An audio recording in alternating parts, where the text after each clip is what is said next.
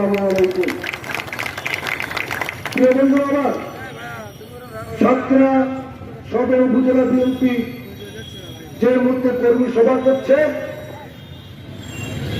যে মাসে কর্মী সভায় আমরা উপস্থিত হয়েছি,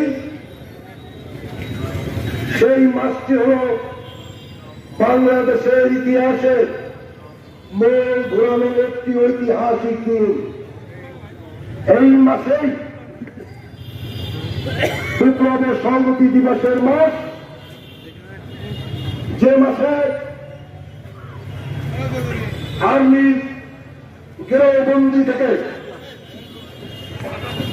মুক্তির মশাল চালিয়ে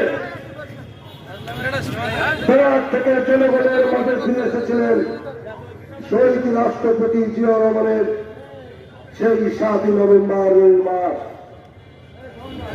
এই